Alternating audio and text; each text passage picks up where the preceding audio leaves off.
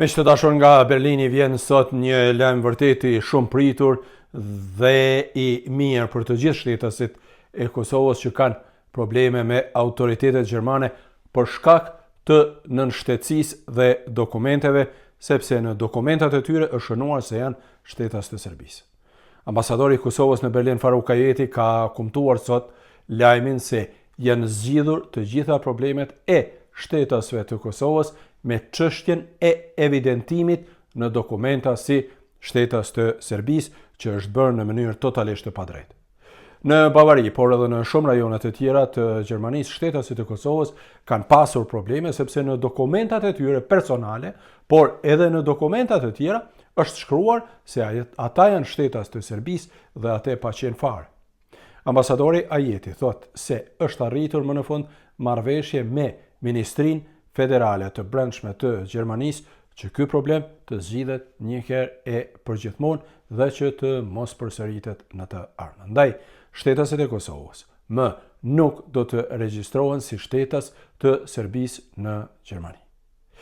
Ministria e Brendshme Federale e Gjermanisë ju ka dërguar ndërkohë këto ditë një informacion zyrtar, një lloj qarkore siç thuhet, të gjitha landeve dhe të gjitha qendrave të regjistrit civil në të gjithë Gjermaninë, ku thuhet se shtetasit e Kosovës duhet të evidentohen si shtetas të Kosovës dhe jo të shtetas të Serbisë.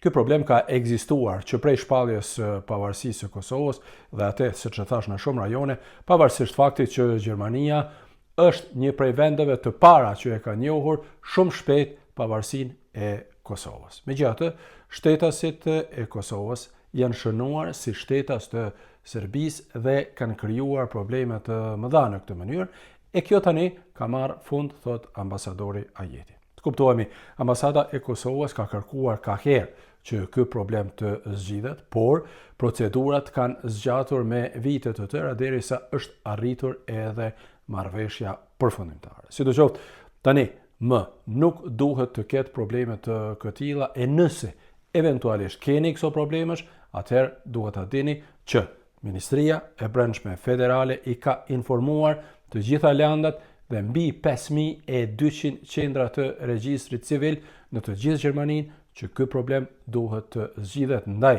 edhe duhet t'i kujtoni eventualisht administratën nëse keni probleme të këtilla. Ndaj, nëse keni pasur pra probleme të këtilla, ose nëse keni probleme të këtilla, duhet të lajmëroheni tek qendrat ku jetoni dhe të kërkoni që ky problem të zgjidhet, sepse tani ata do të duhej të kenë marrë letrën zyrtare nga Ministria e Brendshme. Pra, duhet të drejtoheni organeve kompetente gjermane në qytetet apo në vendbanimet ku jetoni, që ata të bëjnë korrigjimin e dokumentacionit tuaj dhe të fshin atë që jeni shtetas të Serbisë.